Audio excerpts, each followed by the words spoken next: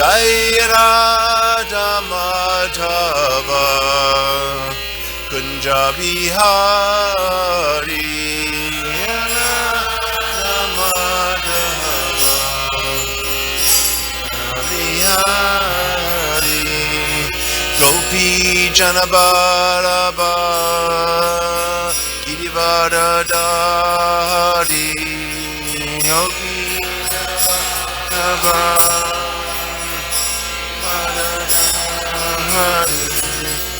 Gopi Janabalava Girivardhari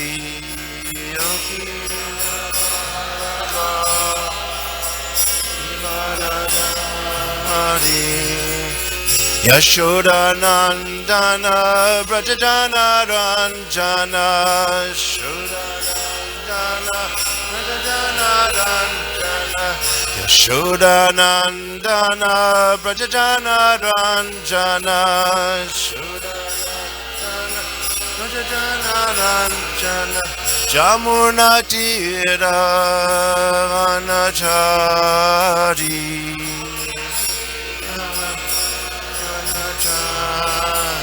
Yamuna Tira Vanachari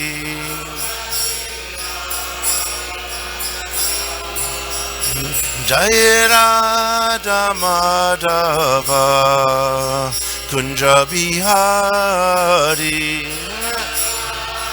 Madhava Bihari Jai Radha Madhava Kunja Bihari Madhava Bihari Gopi Janabalava Girivardhari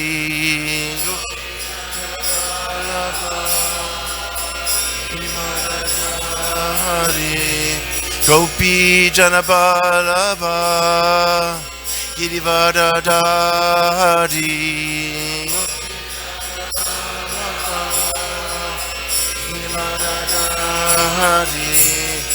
Yashoda Nandana Brajadana Ranjana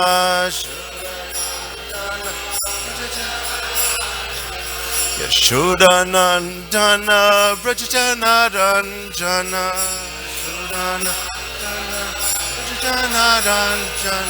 Jamuna Tira Vanachari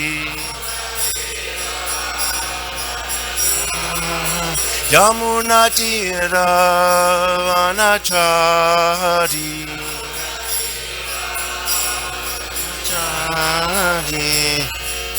Hare Krishna, Krishna Krishna, Hare Hare, Hare Rama,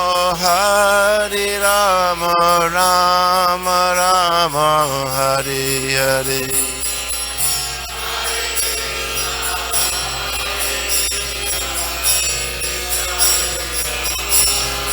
Calling out.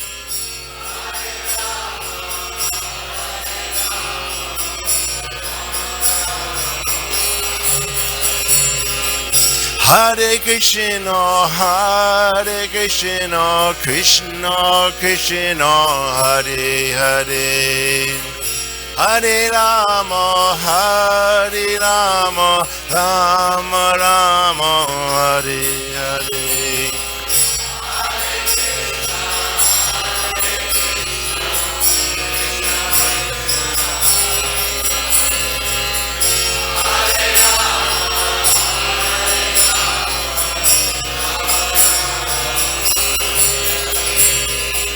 Hare Krishna, Krishna Krishna, Hare Hare, Hare Rama, Rama Rama, Hare Hare. Hare Krishna, Hare Hare, Hare Rama, Rama Rama, Hare Hare, Hare Krishna, Hare Krishna, Krishna Krishna, Hare Hare. Hare Rama, Hare Rama, Rama Rama, Hare Hare.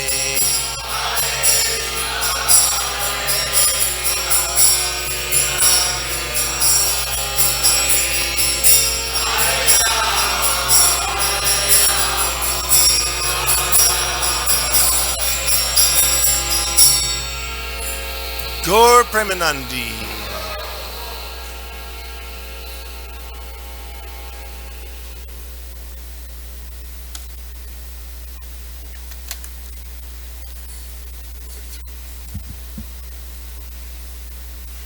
I think so. Thanks.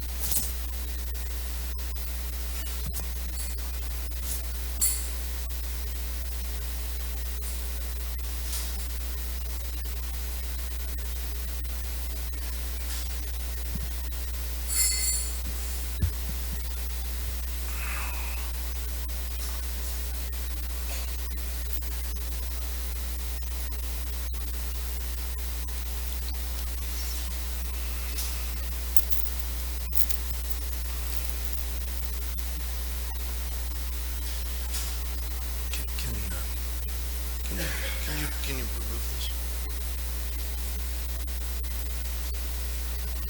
There we go. Now I can. I like that better.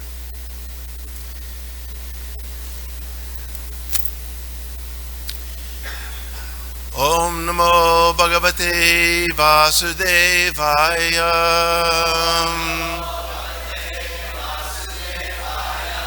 Om Namo Bhagavate Vasudevaya.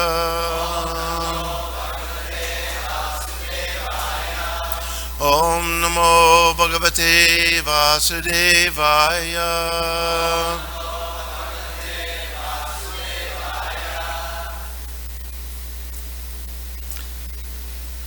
Canto 10. Can you hear me now?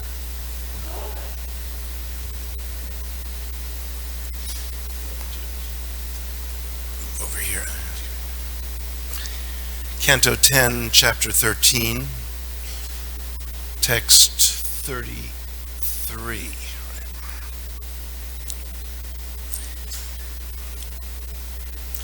Tad Ikshanot Prema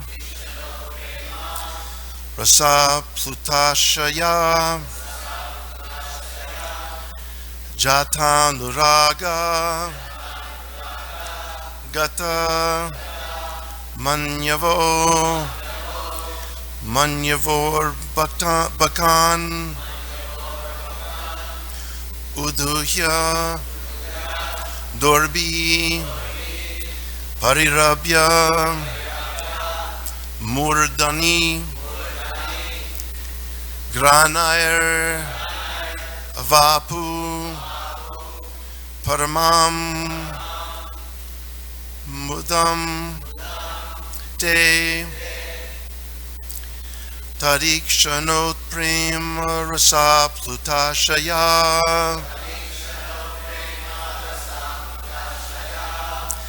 Chatanuraga Manyavor Bakan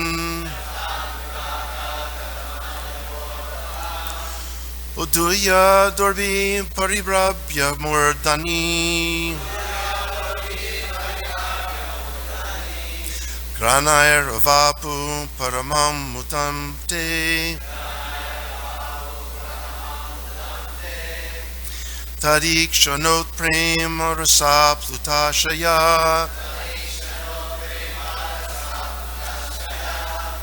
Jatanuraga Gatumanyavor Bakan Uduya Dorbi Parirabhya Murdani Granair Avapu Paramam Madamte. Others?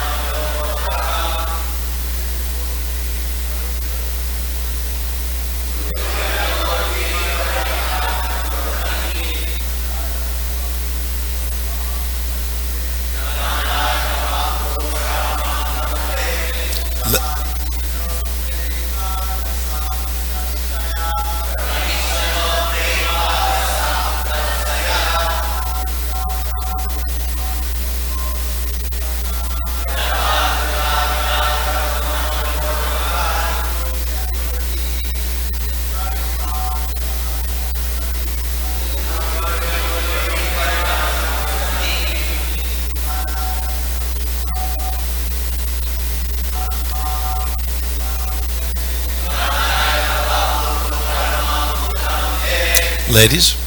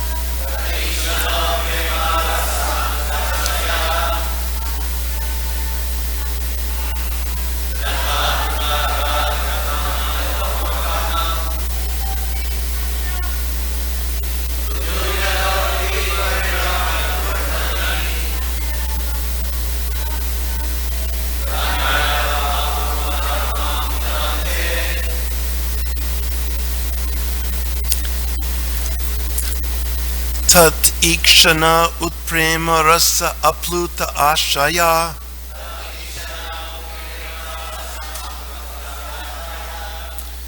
It's a long compound. In Sanskrit we say samasa. It's a long one.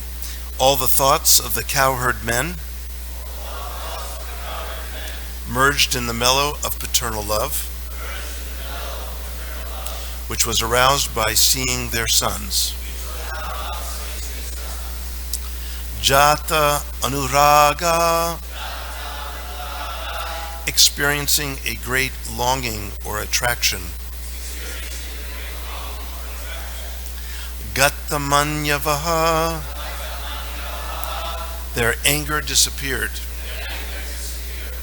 Arbakan, their young sons. Uduhya, lifting. Dorbihi, with their arms. Parirabhya, embracing. Murdani, on the head. Granai, by smelling. Avapu, obtained.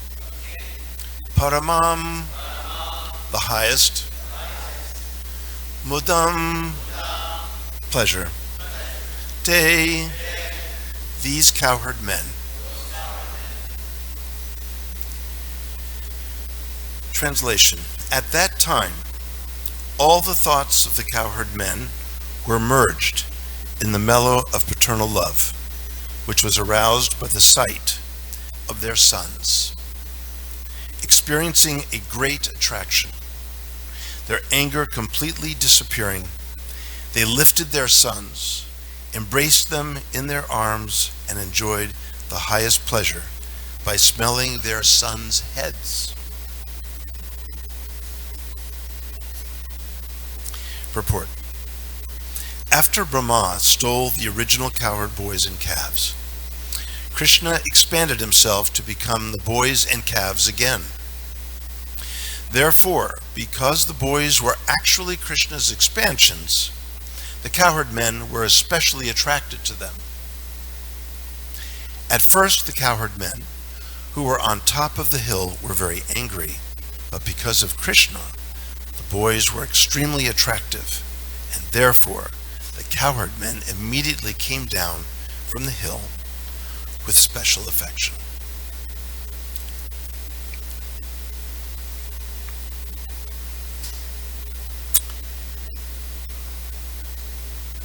Later, in verses to come, Prabhupada explains that the smelling of the cowherd boys' heads is a sign of great affection from the parents.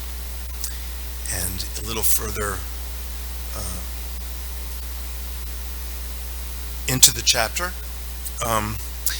the mention of Yogamaya is given. But let me start by saying that these leelas are leelas of love. We are a tradition that worships love. There is no tradition in the world that I know of that focuses so much on the nature of love, the varieties of love, the intensities of love, and the different phases of love as the Chaitanya Vaishnava tradition. Now, I have studied for years and I have taught for years in the university different world religions. I've examined and carefully read into their sacred texts and have enjoyed really going into the depths of different traditions. And I have found what Prabhupada himself said is the case, that there is bhakti at the core of all true religion. There's bhakti at the heart of all true religion. So it is not the case that we should dismiss other traditions. It is not the case that we should not give no credit to other religious traditions. There is a jewel in each religious tradition of the world. And that jewel is bhakti. Now, when interacting with other persons of other traditions, we should not tell them what their traditions have or what they are, but rather, let me just make sure you can hear me now. Okay, it just sounds so loud.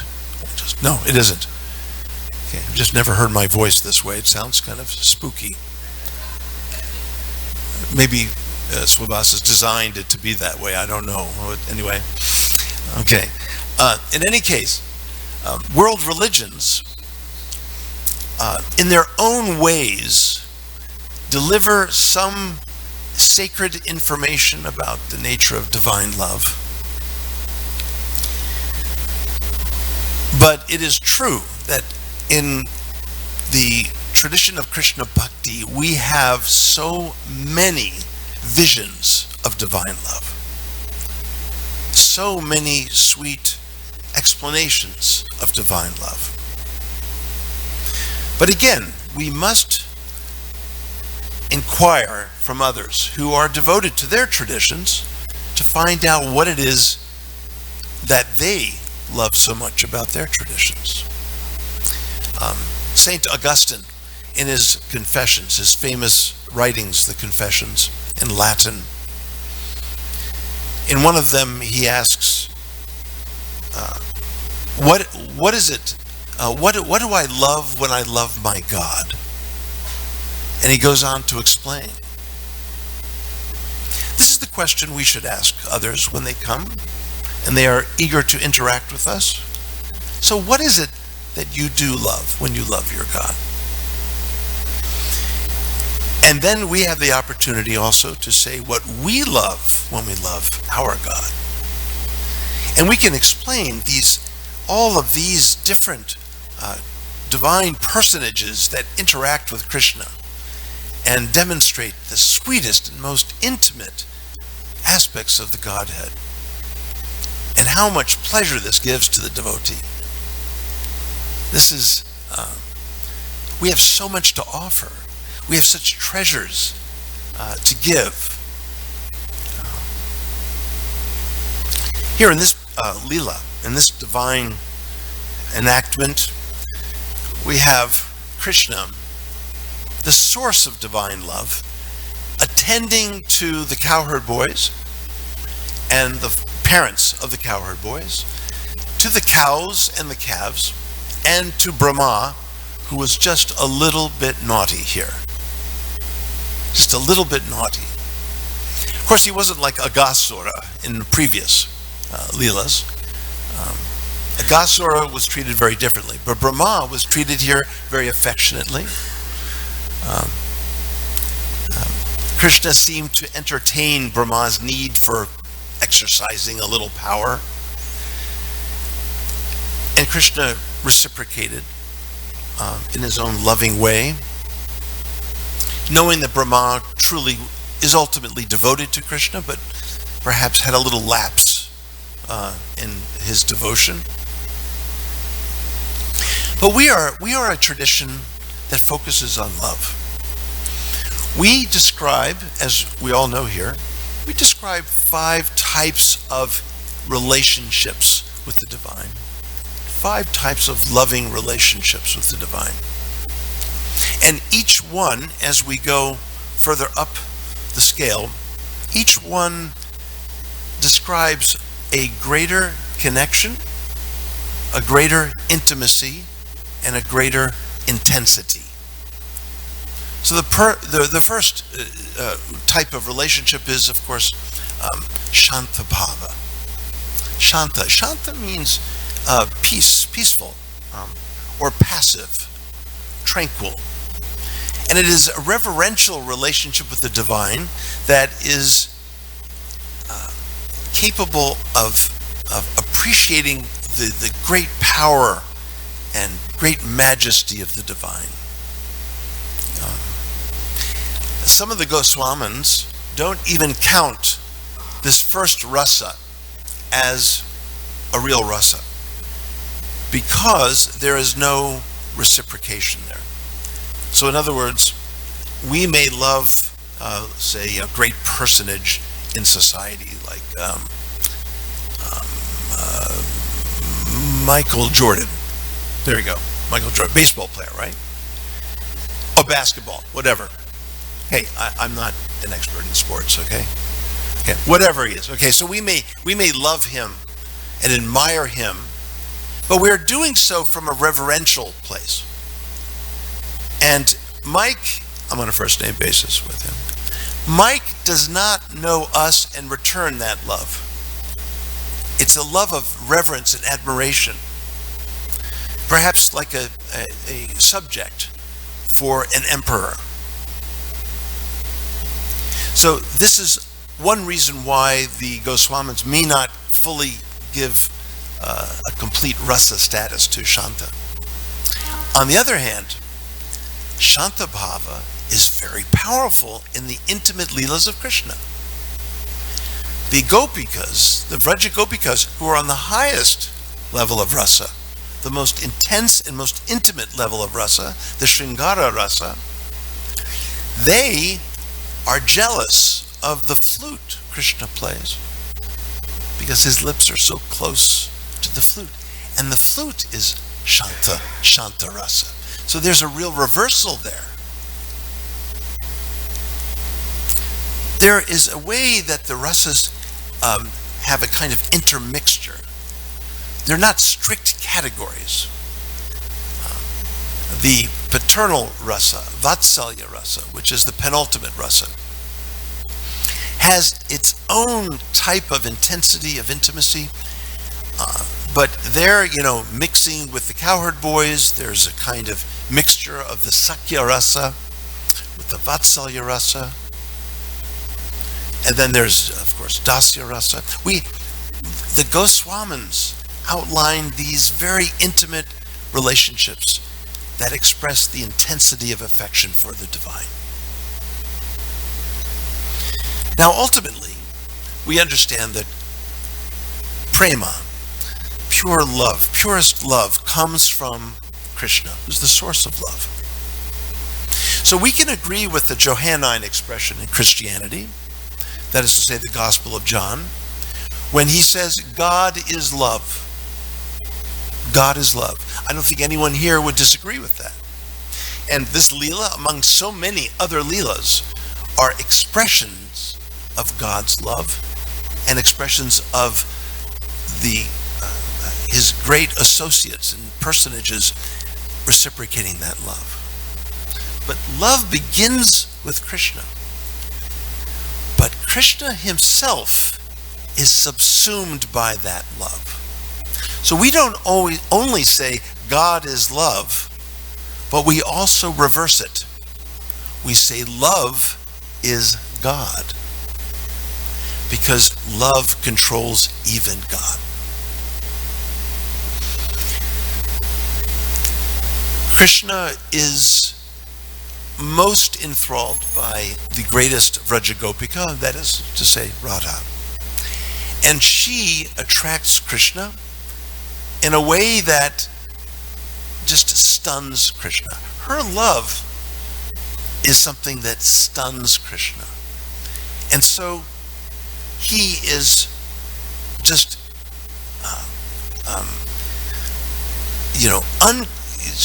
how do you explain? He is just unable to resist her love. And he wants to understand this love and comprehend this love and reciprocate this love. Even prior to understanding Radha's love, we can understand even in the Rasa Panchadhyayi that the Vrajagopikas themselves stun Krishna in their love and their devotion to Krishna. Love keeps conquering one another. Love conquers both members within a loving relationship. So, in understanding these loving leelas, we have to understand that love comes from Krishna, but that love itself conquers Krishna. And this is the thing we worship most.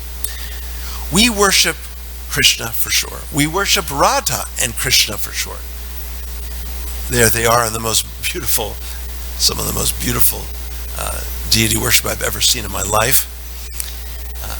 Over these 45 years of gazing upon the divine forms of Radha and Krishna. But they themselves are conquered by love.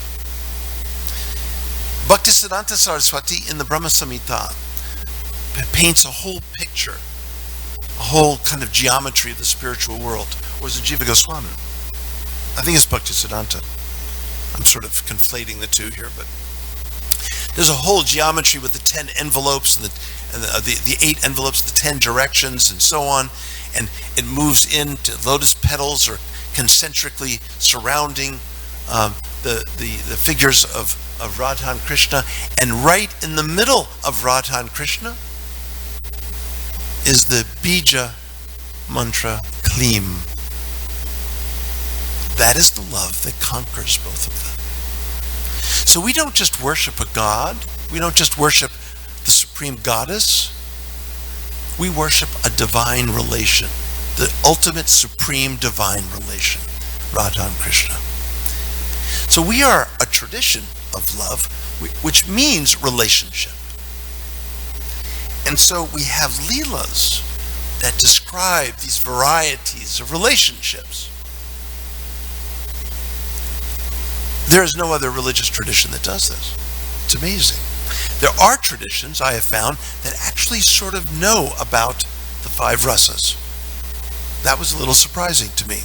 In certain Christian mystical traditions, they have acknowledged the 5 rasas. But then, do they expand upon them? Do they illuminate these rasas? Not like this tradition. So it is amazing that we have a tradition that celebrates divine love more really than any other tradition in this way, in the intimate connections between the soul and the divinity. This Leela of Brahma stealing the cows, the cowherd boys, this is just one among many Leelas that demonstrate Krishna's affection. Now, one of the things I tried to talk about on Saturday was that, bhakti is epiphenomenal. Bhakti is, in a sense, after the fact. Bhakti is something that arises precisely because Krishna loves us. It's not that we love Krishna and then Krishna decides whether he wants to love us or not. No, it begins with Krishna. He is already embracing us with his various manifestations, and yet he longs for us. He desires us. This is so poignantly and powerfully, but subtly expressed in the Bhagavad Gita. Here in the Dashama Skanda of the Bhagavata Purana, this celebration and this kind of world of divine love is fully revealed. Well, there of Prakrita Leelas. So maybe not fully revealed, but certainly fully celebrated. But in the Gita, it is something that Krishna slowly brings us to. He calls out for us. And Krishna is famous for being the deity who calls us. Notice he is playing the flute. Right now, he is playing the flute. And it is kind of curious that Krishna would be playing the flute, because the only reason why he would play the flute would be to attract Radha. And yet she is right there by his side, and he is still playing the flute. But notice that they are not gazing into each other's eyes. They are looking out at us. So together, they are calling us. Everywhere we go, in every temple we see Radha and Krishna, they are calling out to us. Krishna is the deity who calls us to his heart. This is what our whole tradition is about. Everything else is mere commentary. Krishna is calling us to his heart, and it's a question of whether we respond. The rest is commentary as far as I'm concerned. Beautiful commentary, extraordinary commentary, but nevertheless commentary. Krishna desires us. He longs for us. He wants more of us. And that is the nature of love.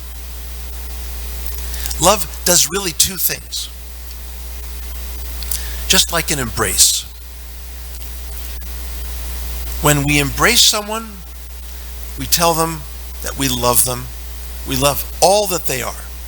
It's a package deal. I love you for, like for example, when I first saw Swavas, I hugged him. And what I was telling him in that hug is, I love you for all your wonderful qualities and all your numerous faults, of which I am unaware, by the way. But I just assumed that they were there. Okay? Whatever is there in Swavas, my dear godbrother, I gave him such a big hug, a big squeeze. But in that squeeze, I also was telling him, I want to know you more. So I accept everything that you are, but I want to know you more. Now don't commit me in this way to Swavas. I mean, don't rush me into this relationship, okay? But the idea is that love means full acceptance and the humility before who that person is, on the one hand, and on the other hand, a kind of passion to know that person more, to be closer to that person. These are the two dynamics of prema, two dynamics of love. The first is reveling in the presence of such a person. And the second is the desiring to know that person in something of his absence. And this corresponds to Achintya Bheda Bheda. That on the one hand, Krishna is present everywhere, and this brings out the humility in the bhakta, this celebrative humility. Krishna is everywhere present, everywhere before me. And then this simultaneous realization that Krishna is nowhere to be found. And I must seek Krishna in everything. I must look for him and search for him unceasingly. And in the person of Mahaprabhu, this is what was demonstrated over and over and over. He would see Radha and Krishna, he would run toward Radha and Krishna, and then they would disappear, and then he would fall to the ground weeping. This kind of dialectical presence of the movement between the presence of Krishna and the absence of Krishna. This is love, and this increases ever so much. The realization of the presence of Krishna increases the intensity of the feeling and vision of the absence of Krishna, and vice versa. And they keep intensifying one another synergistically. This is what Mahaprabhu was demonstrating as the ultimate bhakta. And it became so intense in Mahaprabhu that his body just couldn't contain it. And I write about this uncontainable quality of prema as represented by Mahaprabhu in the last chapter of A Living Theology of Krishna Bhakti. The chapter I finish up Tamal Krishna's book. The uncontainable quality of love. And throughout the life of a bhakta, that love becomes so uncontainable that when death finally comes, it's a good thing. Because frankly, the body can't even handle all that love. Like, let me just die and just, why am I so limited by this body? This is the message that Mahaprabhu gives us. That the love becomes so intense and increases so much that we really need to have other accommodations. It's like moving from a tiny little apartment into, a much bigger dwelling. But in the house of prema, you can never have a big enough house.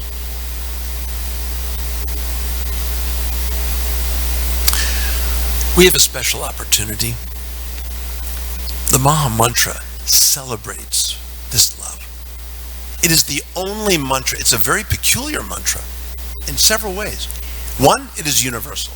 Most mantras have certain designated uses. Certain times you chant, certain places. It has to be received in certain ways. The Maha Mantra is universal. It can be chanted anywhere at any time by anyone. Another unusual feature of the Maha Mantra is that it is simply a compilation of names of the divine in the vocative case. There are no other mantras in the vocative case in Sanskrit. Vocative case meaning, O Krishna, O Rama, O Hara. There is no mantra that is in this way calling out to the divine. There's no other mantra that does that. Only the Maha Mantra. Why is it the Maha Mantra? Because it has these unusual qualities, and it is the most powerful mantra. It also has repetition. No mantra has repeated words in it. No mantra has that. Only the Maha Mantra. So why these unusual qualities? Because the Maha Mantra is a mantra we chant in response to the divine yearning,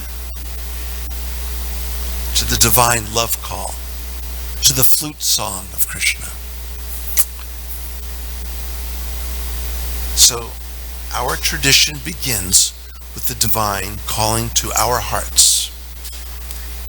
Everything else is commentary. Our response is part of that commentary. I was sitting in a little Gurukula class in Alatra.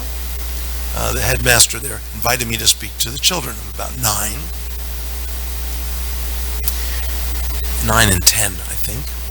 And they wanted me to put me on a chair with a garland. I said, no, let me sit on the floor with the kids. I was, trying to bring out my inner child. Swavas, please. Don't laugh at the speaker. Really, it's not nice. In any case, I was trying to get into the child mode, okay? That's what I was trying to do. And I sat down and I asked the children, I said, so why do we perform devotional service? Why do we chant the Maha Mantra? One child, I heard their parents' voices, indoctrinations coming through them. We chant because we're sinful and we need to be purified. I said, okay, but I felt myself being in the mood of Mahaprabhu. Go deeper. Chapter 8, Madhya Lila. Go deeper. That's Bahya, external. Go deeper. So another child said, we chant because It pleases Krishna. I said, okay, good. But why? I mean, what are we doing when we chant the Maha Mantra? We are calling out to Krishna, right? So why are we calling out to Krishna? I asked the children. Why? Just because we're supposed to? And one child, and I pursued this quite a bit with them, and then one child said, we call out to Krishna because Krishna loves us. I said, thank you. That is exactly right. The Maha Mantra is a response to Krishna's call. And if we look at the Maha Mantra carefully, and we look at the ways Prabhupada has described the Maha Mantra is nothing less than the sonic replication of the Ras Mandala. Notice how the names in the mantra are dancing.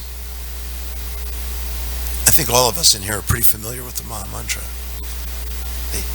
They alternate 1, 2, 1, 2, and then sometimes 2, 2, 1, 1, then 1, 3, 1, 3, 1, 1, 3, 3.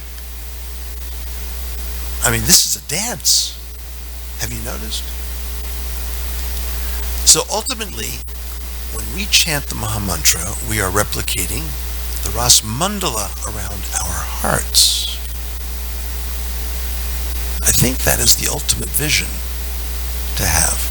Prabhupada says in many places, we all go back and enter the dance. Enter the dance. Why are we dancing in the temple? It reflects the ultimate dance. Why don't we just put a bunch of pews in here, a bunch of chairs? Just cover the place with chairs. The reason we don't do that, it gets in the way of the dance.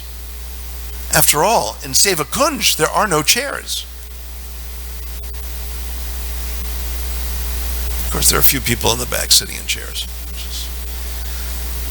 I'm not going to make any further comment about that.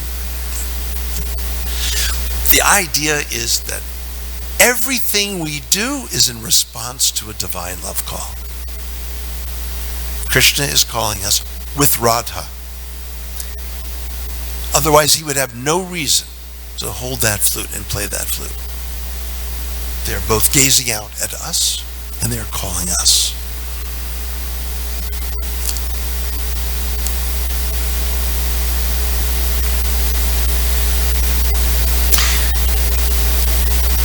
The concepts of love, and I'll just wind up with this and open up for comments or questions or corrections.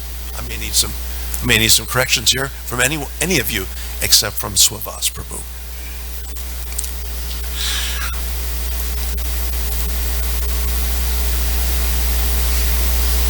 You know, I was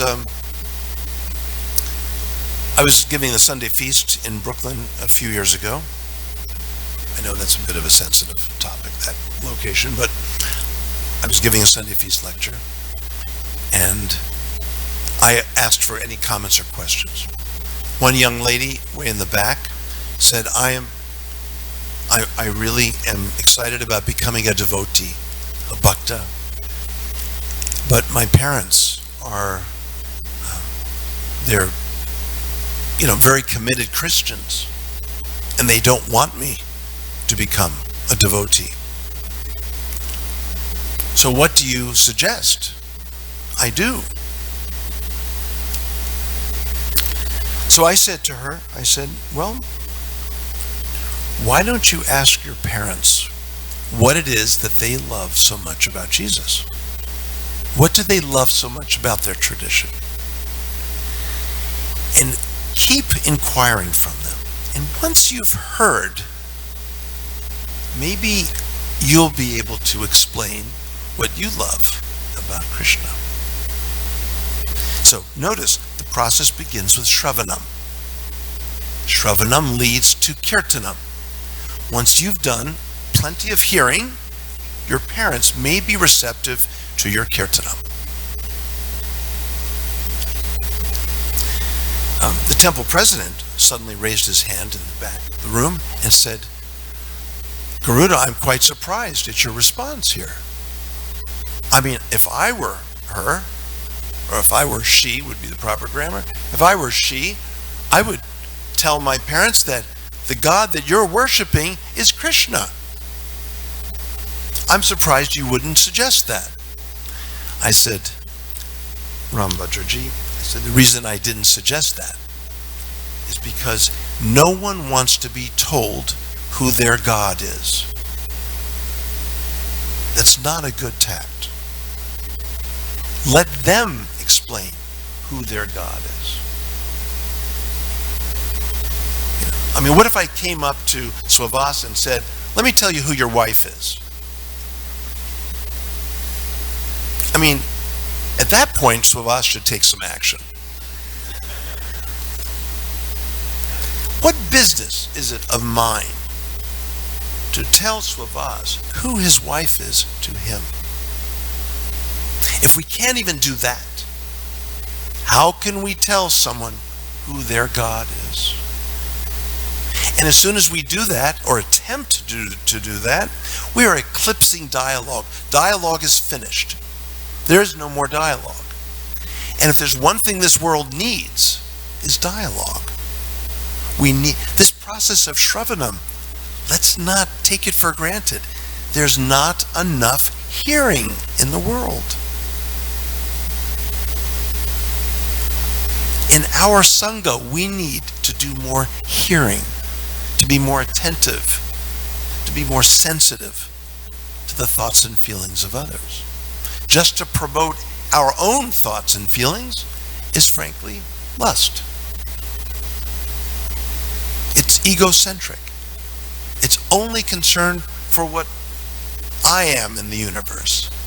But let me connect more with the real universe by hearing what someone else has to say and creating a relationship, a dialogue. This is bhakti. Bhakti means sharing. So we have such jewels in our tradition, really, to cash in beautiful ways. I mean, I had a Christian tell me who I should love a long time ago. In fact, this happened in 2005. The reason I remember this is because my first book just came out. And so I was getting a haircut in a mall from a very nice Korean lady. And I was a little bit early. And I said, I'm here, Casey. And she said, oh, you're here for your haircut. You're early. 5 minute. 5 minute, Gram. 5 minute. I said, fine, I'll be across the hall in the jewelry store. And so I went across and I'm looking at the jewelry because I don't like malls very much. So I'm looking at these pure gemstones. And of course I'm thinking of all the metaphors and the way they translate into Shastra. But a saleswoman by the name of Deborah, she had a name tag, comes over to me and says, oh, how are we today? I said, fine.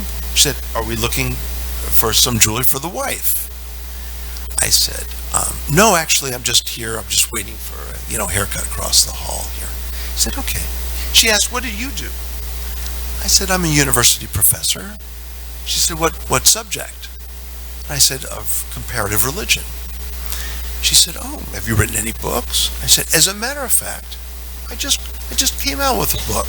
Yeah. And there are many books on the subject matter on which I focus. She said, well, I bet no one's going back to God reading your book now, are they?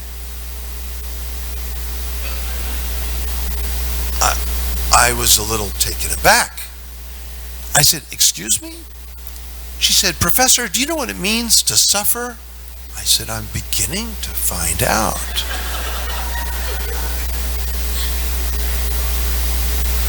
She said,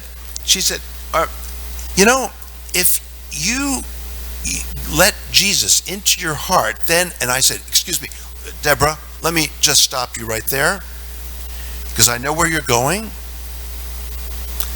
and let me just make it real quick for you. I would rather go to that God's hell than to love a God who felt he had to force me to love him. Is that clear? She was kind of stunned. At that point, Casey came out and said, Graham, your haircut. Deborah, it's been nice talking to you. I'm going halfway across the hall, and Deborah yells out to me, and she said, Professor, I don't feel forced to love Jesus. I turned around and I said, good, but it's not beneath you to force others now, is it? Anyway, no one messes with me.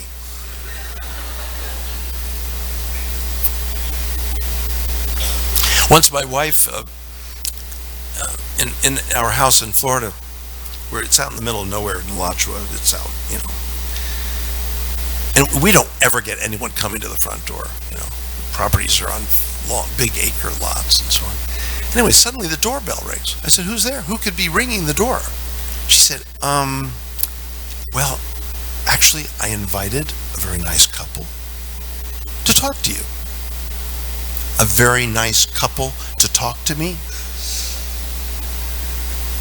This just doesn't sound like my wife, Now, when did she invite a very nice couple to talk to me? And then she confesses that actually she had talked to them previously and they wanted to meet me because they are Jehovah's Witnesses. Now, usually I'm game for this kind of thing. I love the Mormon boys, the Jehovah's Witnesses, right? But I just wasn't quite in the mood, but I said, okay, let's do it. Okay. So we invite them in, this nice older couple. And of course, my wife said, be nice to them. And I'm looking at her like, I am a nice person. And I was amazed I had to remind her of that. But she kind of knows I can be a little pointed at times. So they're sitting there and they're asking me about me, but I'm asking really about them. I say, how did you come to the Jehovah's Witness path, And so anyway, we're talking and it's going very nicely. My wife's sitting next to me on the couch. They're sitting across from us. And then I said, so what is it that you really love the most about your tradition? At that point, I get a little bit of a kick under the couch because my wife feels like I'm escalating a little bit. Okay? And she knows how I kind of move into these things. Okay? So they said, in unison, this couple said, the truth. Yeah, it's like shutting a door. The truth. I said, you both love the truth. And in other words, you both love having the truth? They said, yes, we have the truth. I said, so you both have the truth and we don't have the truth. Is that right? And you're here to give us your truth. They said, well, it's not our truth, it's the truth. I said, well, I've been interviewing people long enough in this world, and then I get another kick because she knows where I'm about to go with this. And I've known other people who say they have the truth too. And that would cancel out your truth. And you're sitting here saying your truth cancels out their truth and even our truth. And now I get a real kick because I'm coming in for the close. Okay? And I said, if we don't take up your truth, we're going to your hell, aren't we? They said, yes. Very nice, very sweetly. They said, yes, you're going to our hell. I said, here's the problem. All of us are going to everyone else's hells. There are so many hells that I'm destined for, I can't even count them. My wife squirming on the couch. They're kind of looking at me with sort of a kind of a gaze. They're not quite getting it. So I decided not to take this any further, but to let them know that I enjoyed speaking with them and they gave me a copy of their Bible, their certain translation.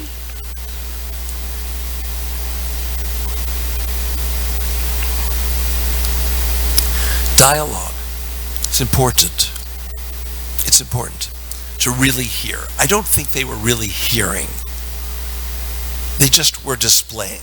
They were on display in my home because my wife invited them in. But it was very interesting. We need to be open to what people have to say, but hopefully they will be open from our openness to hear all that we have to offer. But when someone's not receptive, there's no point in wasting time. I've also seen Prabhupada do that. Why explain anything? It's just not worth it. Yet the Gita says this too. Don't try to disrupt the conceptions that people have that they're so attached to. But in whatever response we give, let us be loving and caring. Let us show them that we are open. They are closed, and when they're ready to open, we're ready to share with them the great treasures of what we have. And we have so many beautiful treasures. Wonderful treasures. So, let me just open up for any comments or questions. Let me take Rameshwar, then we'll...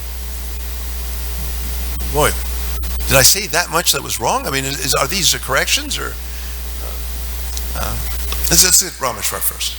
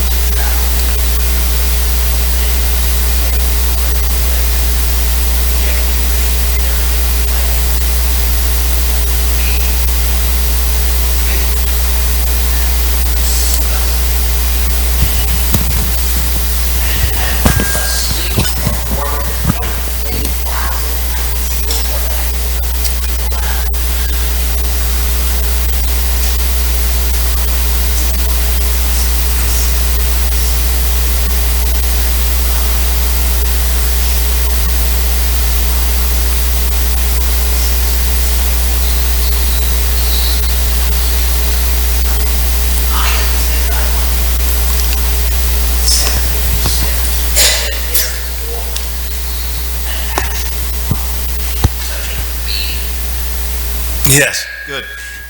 This reminds me, Can you repeat that question? Yeah, okay, because it wasn't right for people in the cyber land. The question is, as 1,000th the tip of the size of a hair in this body and going through many births, and Rameshwar is sounding very Christian, in my opinion. I've lived so many births, and I've been disgusting, engaged in so many, yeah, okay. You see, because in the Christian tradition, the soul, a creationist conception of the soul, which says that the soul begins at conception and goes on eternally from there. We have an emanationist conception of the soul, which means that the soul has been eternal prior to the body, during the body, and after the body. So that's a different, right there we've got different conceptions.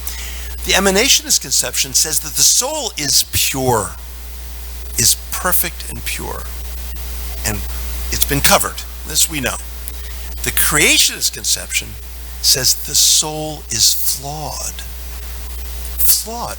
I gave a lecture out in the Bible Belt, actually it was the buckle of the Bible Belt, in Mississippi State University, I cleverly called my lecture, is religion one or is one religion right? Little brain twister there to keep the Midwesterners busy, But they felt obligated during this lecture, after my lecture, to have a local Christian minister respond to my talk, where basically I'm telling them that Christianity is not the only religion in the world, and that there are actually some incredibly powerful traditions elsewhere. the minister came up afterwards and basically started a 10-minute discourse in response to mine, and he said, "We are filthy, dirty rags," quoting the Hebrew Bible. We are as if a filthy rag. And of course, when I heard this, I kind of gasped. And he's talking about the soul. He's not just talking about the body, the soul in the body. He's talking about the soul. Now, this is the difference.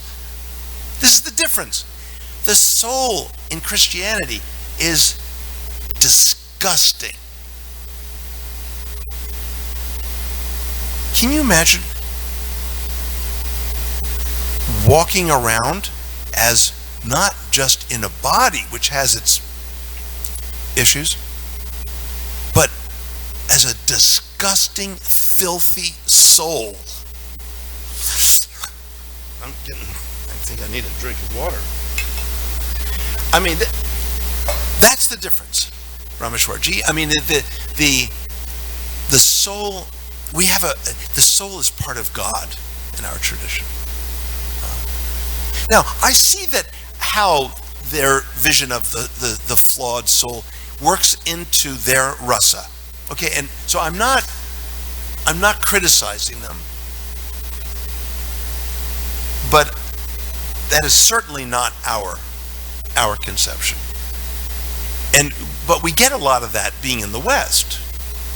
You know, we tend to be. I mean, the Christians have some traditions where they like to actually, you know, self-flagellation. You know, they like to, you know, since we are disgusting and so on, but that's because they are disgusting down to their very soul.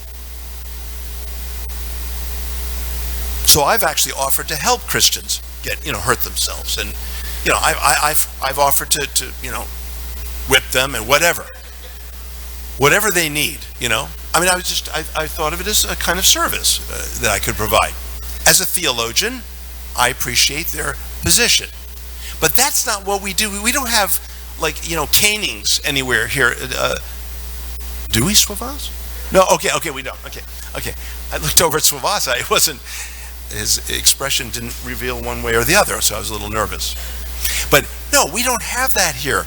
We look at each other as wonderful, beautiful souls. And even the whole Hindu tradition, when we say namaste, that means I honor the true you and the divine presence within you. This is beautiful. Namaste.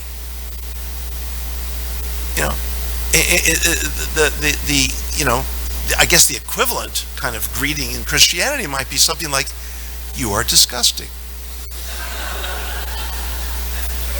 Hello, glad to meet you, you disgusting being, you. It doesn't work for us, obviously. That's why we're here as so many Westerners. Look how many Westerners there are. There are very few Indians here. But it works for us because this is the vision we want. We want a God not of just mere judgment and redemption, which responds to this disgusting creature that is absolutely hopeless, which makes, of course, divine grace very amazing for that tradition, no doubt. Okay, I'm not tossing them out. But we worship a God who is supremely beautiful, supremely playful, and supremely delightful. Madan Mohan, Govinda, Gopinatha. Three principal deities, Vrindavan. Beautiful, playful, and delightful. You might want to recite these words throughout the day. Our Lord is beautiful, playful, and delightful. And we have the pure soul somewhere in these crazy existences that we've been in to join those leelas of beauty and playfulness and love.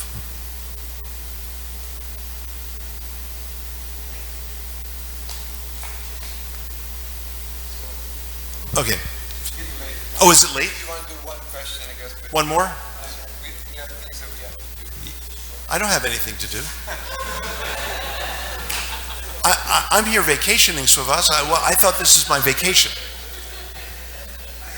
I have been misrepresented. It's been misrepresented. This Prabhupada thing. Okay. Okay, yeah, I'm on vacation. So anyone wants to join me on my vacation, okay, are free to do so. Okay, so first, should we go? Do you have to leave or? Yes, please. Once a Christian told me that I was going eternally to hell. And I asked him, is God love? And he said, yes, he is. Then I told him, if God is love, wouldn't he give me another chance? And he didn't know what to say. Yeah, you know, I have, of course, hundreds of students every year, and most of them are probably Christians. And sometimes I just have this telepathic sense that certain Christian students of mine are definitely not going to heaven. And I tell them that. It really seems like they're not going to heaven. So you know what my suggestion is? That you convert to Islam, because in Islam, their hell is not eternal. So it's a better deal. I'm telling you this because I want to impress to you how compassionate I am. I am averting an eternal, dismal situation. So in Islam, you can actually get out of their hell, but in Christianity, you cannot. So it's pretty bad. Let's go to Chandrasekhar. The mic is slowly coming to you. Thank you, Prabhu. You mentioned that in Seva Kunj, there's no pews. Am I wrong? I don't know. But okay. It made me think of what Gargamuni Prabhu says, namely that before Subhas Prabhu was here, when Prabhupada was at this temple, apparently there were pews, and he didn't want them removed. And so then I thought, well, also, there's probably no LCD screens in the spiritual world, nor microphones, nor I think there are. Social media. There's one of those. But anyway, yes. So I'm coming to this point of Yukta Vairagya versus the theme of imitating, the culture of Krishna and so on. And so it seems like the lines are blurred. Mm-hmm. On the one side, we're warned not to imitate the Sahaja. We criticize the Sahajas for imitating instead of following. And yet, as you pointed out, the Maha Mantra is a reenactment of the spiritual world. The very notion of relationship is something that we espouse and emphasize down here in the material world as yes. an ontological reflection of what goes on in the spiritual world. So who draws the lines? Where are the lines distinguished between imitation and practically spreading the Sankirtan movement with Yukta Vairagya, not necessarily imitating? Good. Now, so what the main imitation you're concerned with would be what? The general, general. I'd like to avoid specific examples, but just more sticking to the principles. I mean, in one sense, this whole world is a kind of imitation. Now, Prabhupada calls it a perverted reflection. I call it metonymic reality. And what I think all of these are really pointing to is the way that nothing here can be here without it being in its ultimate form there. So why do people love sports so much? Because in the divine, there's playfulness. Now, maybe they don't know how to be so playful here. They need to have it often accompanied with lots of beer. I once went to a ball game. I went only once, and that will be the last time. But all they do is yell and scream at people down on the field, and I don't know what they're doing on the field. It seemed very boring to me. And then they're drinking at the same time. And they think they're having a good time.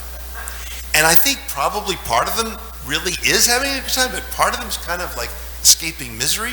So it's a mixed, this world's very mixed, it's mixed. So there are things, everything here is reflecting something of the divine. So the question is, we may want things here to look more like the divine. to remind us more of the divine. I mean, honestly, since I'm in California and I'm not used to being here, I was actually going to come here today for Bhagavatam class in my bathing suit. I just thought that was inappropriate, though. It occurred to me, I walked part of the way out of my room and said, whoops, okay, go back in, get in your dhoti, and come down, and be context sensitive. So, now in the university, I don't dress this way. Because I'm context sensitive. I remember when I was leaving University of Chicago to attend Harvard University, because Rupanuga called me up one day and said, Garuda, look, no one else is ever going to go to a university, okay? No one's crazy enough to go to the university as a devotee. Only you are. So, you know what? People in the know how powerful University of Chicago is, but it's not got the name of Harvard. You need to go to Harvard. So I went to Harvard. But he said, you're not going with a shaved head and a shika. Because that's not acceptable. Of course, it's a free country. You can do it. But is it really conducive to what you're trying to do? So he got me to cut my shika. I had a lovely shika. It was very long. I used to roll it up in a hangman's noose. I'm sorry? Rupanuga Prabhu. The original Rupanuga, right? So he told me, you're not going that way. And I used to go in kurta and not dhoti, but yogi pants. And, I might even wear something like this when I went to Chicago. But when I got to Harvard, no. I looked like a normal person. And of course, in the Bhakti Rasamrita Sindhu, it says, Rupa Goswami says, that a pure devotee can appear just like an ordinary person. Now, I'm not suggesting a lot of purity here, but the point is, it's perfectly fine. I think it's about context sensitivity. I think that's, and it's part of, it issues forth from a relationship, the way we, you seem to refer to the pews that were originally here, right? That Prabhupada liked the pews, okay? But at the point of information, Yeah. greatly loved this more and moved on. So someone who's fixated on something that was said in 69 and never looks ahead at all the things that were said afterwards, this that Prabhupada loved this temple without. Okay, I just wanted to take that. that's fine. So we have our So we don't have to worry. ISKCON, We really don't have to worry about it. ISKCON Information Center right there in the back of the room. That's good. But of course there would be no problem with having pews here. Can happen. There's nothing that ultimately limits Krishna Bhakti. We are the ones that limit Krishna Bhakti. But ultimately, I think Prabhupada was always very innovative and creative, and I think we can draw from that. So I don't think we have to be too concerned about imitation unless it becomes something that drains the substance. Substance is what we need to be guaranteeing. So I don't know if Thank you. that helps or not. Yeah.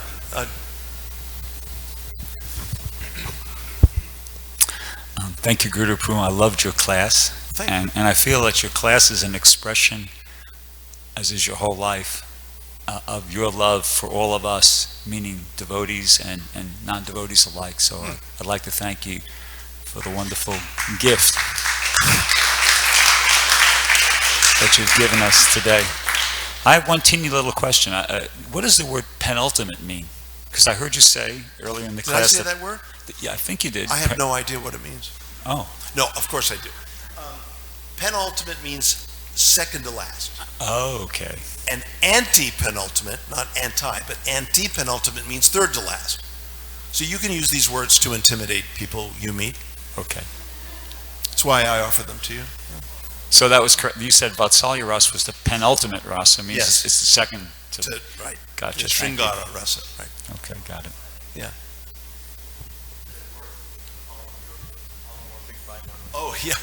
Chandrasekhar reminds me that I even put together sometimes neologisms, and typically Western traditions are called monotheistic, monotheistic. And I find a lot of devotees will say, well, we're monotheistic too. And I say, oh, I don't know. Doesn't really cover it.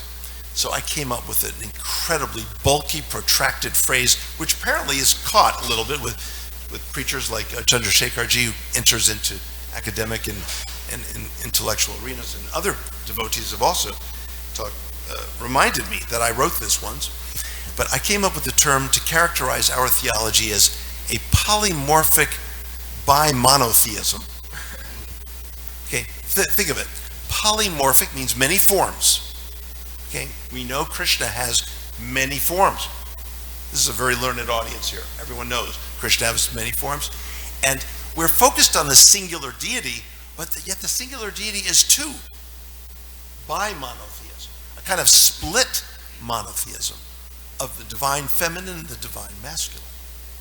So I call it the polymorphic bi-monotheism. And just speaking to Chandrasekharji the other day, I said, we could actually call it the polymorphic tri-monotheism, because Mahaprabhu is the combination of Radha and Krishna's love. So we could even say tri-monotheism, but we can start getting really tricky about stuff.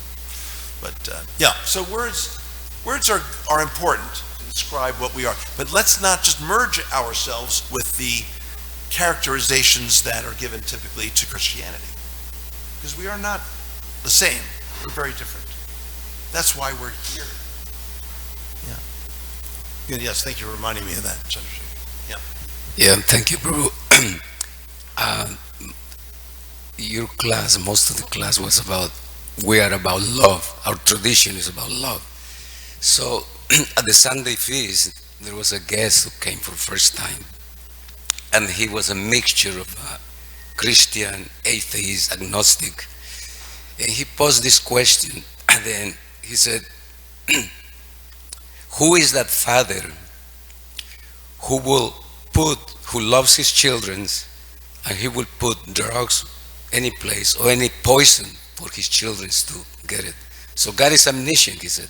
He knows everything. So what is that love? Can you give an answer? Okay, let me just make sure I understand the question. So he's asking what kind of God would allow for drugs and temptations and bad things and whatnot. He knows that these children will get into that, so he wouldn't do it. Right. So how come the omniscient God does things like that? Can you answer? I can't answer to it, but I can respond to it. And my response would be that freedom is the bedrock of love. Freedom. Even for the children? Children that need the guidance of parents. Now that the love manifests through parents and guidance and knowledge. Prabhupada says the parents are the first guru. Okay? They're the first guru. Mother and father are the first guru. So, but when we were adults, by that point, we should be able to discern what is healthy, what is not healthy. And again, the question of free will versus determinism. The more we are raised into sattva, the more free will we have. The more we go down toward tamasa existence, the less free will we have. So for example, if I came here, if I drank before I came here, and I don't mean drinking water, I mean drinking alcohol, and I came here, so what do you call it, bombed, stoned, I don't know what to call it, drunk on the Vyasasana, what kind of free will, how much could I, as much as good intention as I may have, really, how much control do I have over myself? None.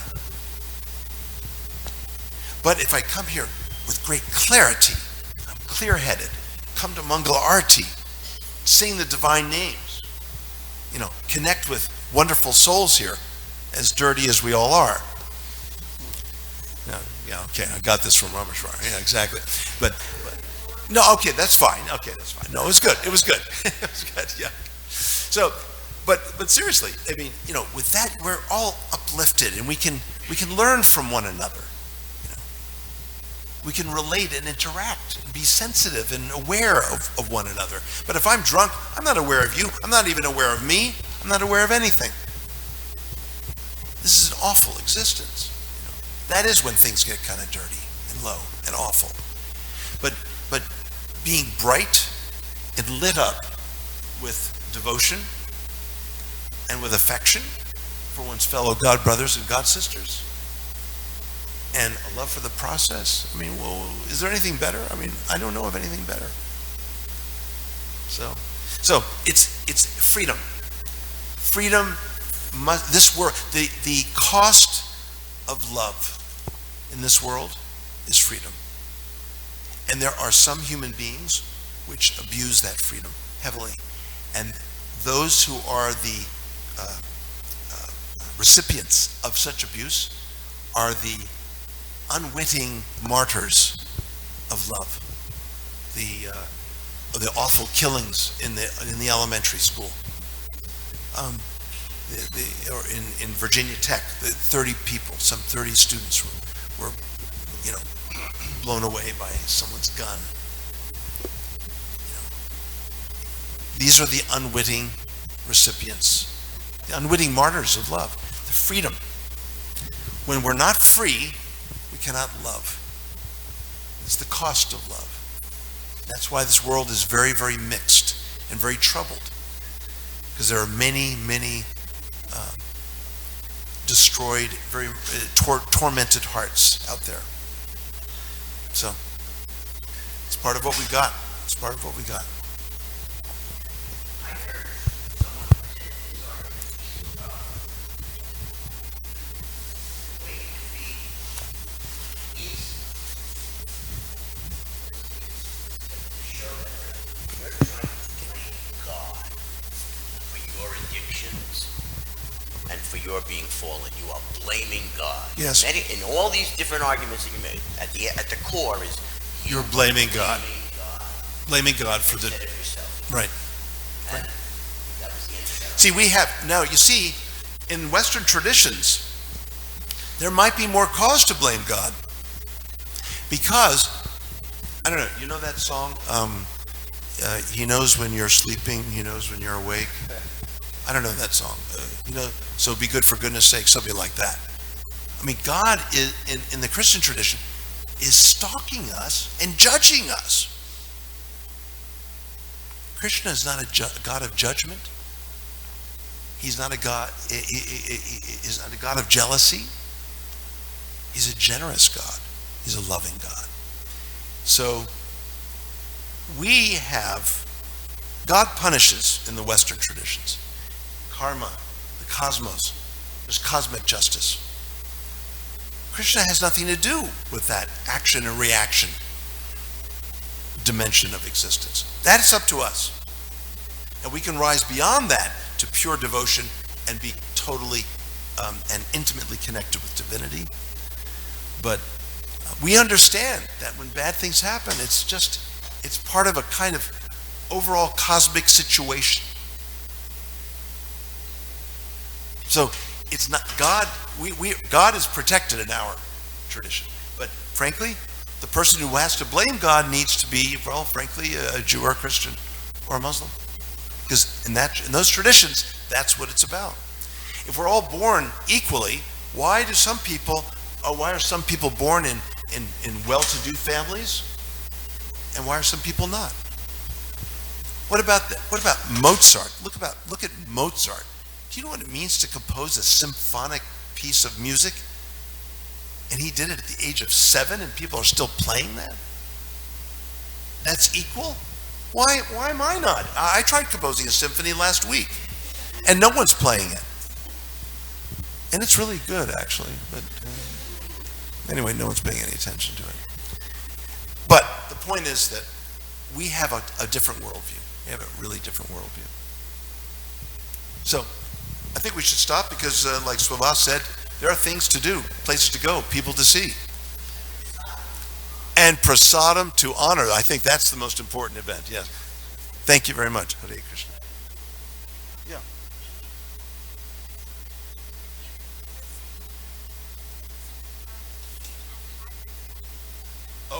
Right. Here, look at all these phones people are donating to me. This is great. I could use another phone. This one looks really nice. This one's a little bigger. I think I'll take this one.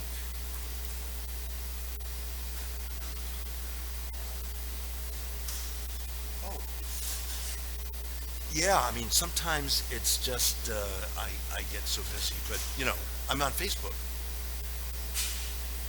Yeah, with my legal name, Graham Schweig, SCHWEIG. Yep, I'm on Facebook. Oh, I think this is for me.